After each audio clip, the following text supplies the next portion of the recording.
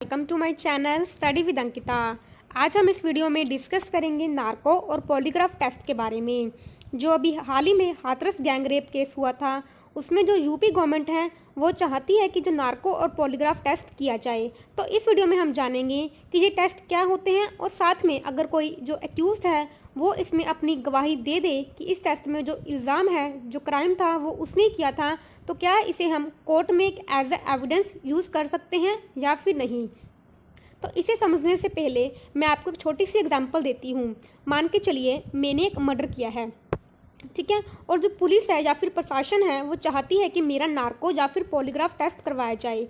तो इस केस में सबसे पहले उन्हें मेरी परमिशन लेनी पड़ेगी। अगर मैं उन्हें परमिशन देती हूँ कि आप ये मेरा टेस्ट कर सकते हैं तो ही वो टेस्ट कर सकते हैं, बट अगर मैं परमिशन देने से मना कर दूँ तो फिर टेस्ट वो कंडक्ट नहीं कर सकते हैं।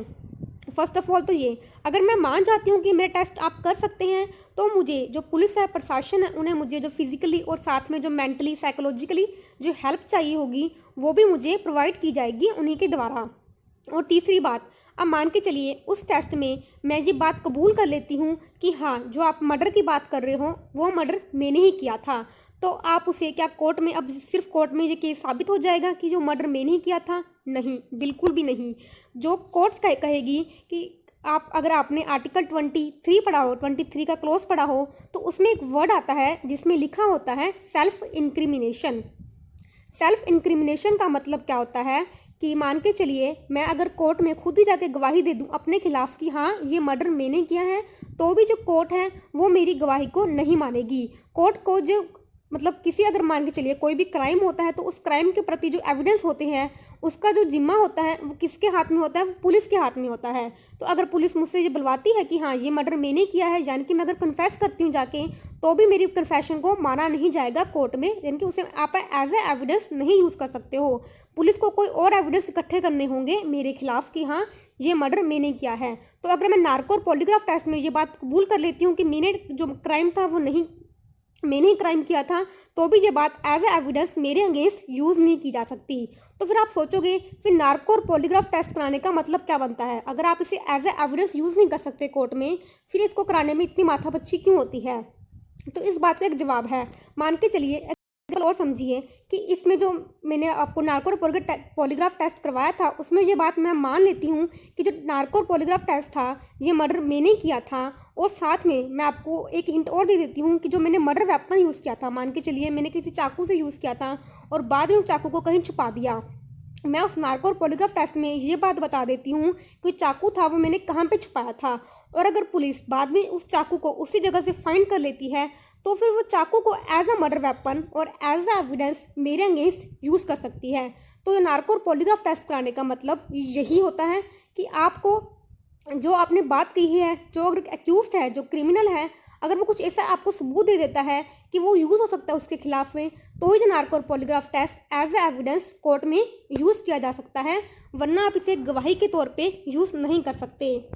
ठीक है, तो अब देखिए उत्तर प्रदेश गवर्नमेंट ने फ्राइडे को क्या कहा है कि जो पॉलीग्राफ और नार्को एनालिसिस टेस्ट है वो कंडक्ट करवाई जाएगी as a part of investigation into the alleged gang rape and a murder of 19-year-old Dalit woman by 4 men of the Thakur caste in Hathras last month। इस जो हाथरस का case हुआ था इस पे मैंने एक अलग सी वीडियो बना दी गई है कि ये केस क्या था, और आपको पता होगा इस केस में जो 19 साल की जो लड़की थी उसका जो शव था वो आधी रात को जला दिया गया। ये भी जो हमारे फंडामेंटल राइट्स हैं उसके खिलाफ माना जाता है, क्योंकि फंडामेंटल राइट्स सिर्फ आपको जीवन में नहीं बल्कि आपको डेथ के बाद भी फंडामेंटल राइट्स मिलते हैं। डेथ के बाद आपके फंडामेंटल राइट्स क्या हैं कि आप चाहे कौन से भी धर्म से बिलोंग करते हो, आपको उस धर्म के अनुसार, जैसे मान के चलिए आपको दफनाया जाता है आपके धर्म में, आपको जलाया जाता है, जो भी किया जाता है आपको उसी की तरह से जो अंतिम संस्कार होता है वो किया जाएगा। और साथ में अगर मरने वाले की इच्छा होती है कि वो अपनी बॉडी को डोनेट करना चाहता है तो फिर वही किया जाएगा।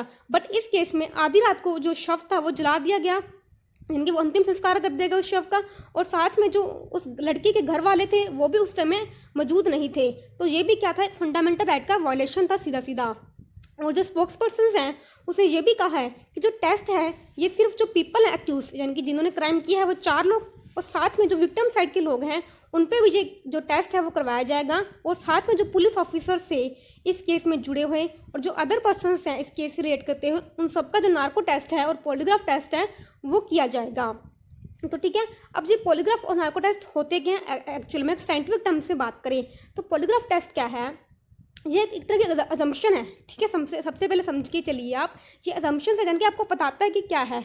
मान के चलिए आप मेरा टेस्ट कर रहे हो, अगर मैं सोचूंगी कि मैं सच बोलूंगी तो मेरे अंदर कुछ और हार्मोन्स रिलीज होंगे, अगर मैं झूठ बोलूंगी तो मेरे अंदर और हार्मोन्स रिलीज होंगे। यानी कि अजम्पशन क्या है कि जो साइकोलॉजिकल चीज़ें होती हैं, जो रिस्पॉन्सेज होती हैं, वो अलग अलग होंगे जब एक पर्सन झूठ बोल रहा होगा। तो आपके जो टेस्ट करते हैं तो काफ़ी सारे आपके साथ इंस्ट्रूमेंट्स जोड़ दिए जाते हैं, जैसे कि कार्डियो कफ्स, यानी कि जो आपकी दिल की धड़कन है, सेंसिटिव इलेक्ट्रोड्स अटैच कर दिए जाते हैं, और साथ में ब्लड प्रेशर, पल्स, रेस्पिरेशन के लिए जो आपके स्वीट ग्लैंड यानी कि जो आपके पसीने की जो ग्लैंड्स ग्रंथियाँ होती हैं उसमें देखने के लिए, आपका ब्लड फ्लो, वो सारा कुछ मेजर किया जाता है। फिर इसके बाद रिस्पॉन्स पता लगाया जाता है कि आप सच बोल रहे हो या झूठ बोल रहे हो।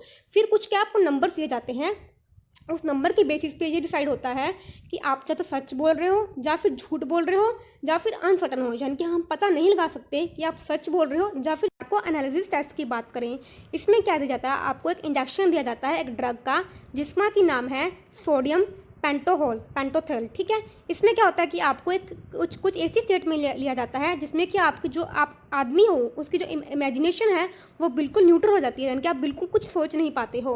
And they're expected to divulge information that is true, और इससे फिर एक्सपेक्ट किया जाता है कि जो आप ये इन्फॉर्मेशन प्रोवाइड करोगे वो सिर्फ ट्रू होगी, क्योंकि आपका जो दिमाग है वो पूरा न्यूट्रल हो चुका है। इसको जो ड्रग का नाम दिया जाता है इसे बोला जाता है truth serum. In this context was used in larger doses as anesthesia drug during surgery and is said to have been used during World War II for intelligence operations। यानी कि इसे जो हम एनेस्थीसिया यूज़ करते हैं उसमें भी use किया जाता है, और साथ में इसे पहली बार यूज़ किया गया था वर्ल्ड वॉर सेकेंड के टाइम पे। आपको एक बात और क्लियर कर देती हूँ इसमें साथ में कि जो दोनों टेस्ट होते हैं, हाउएवर ये 100% इसको हम बात नहीं कर सकते कि जो 100% साइंटिफिकली प्रूवन है कि टेस्ट बिल्कुल सही होंगे। तो इसका जो कोई तभी इसको जो टेस्ट को हम एज अ कोर्ट में एज ए एविडेंस नहीं यूज़ कर पाते हैं। ठीक है, तो आशा करती हूँ आपको ये वीडियो अच्छी लगी होगी। अगर आपको अच्छी लगे तो प्लीज़ लाइक करिए, मेरे चैनल को सब्सक्राइब करिए, टेलीग्राम चैनल में जुड़िए study with Ankita for any PDF and queries. अगर आपको क्विज़ खेलनी होती हैं तो प्लीज़ ज्वाइन करिए Telegram channel. Thanks for watching my video, take care and bye bye.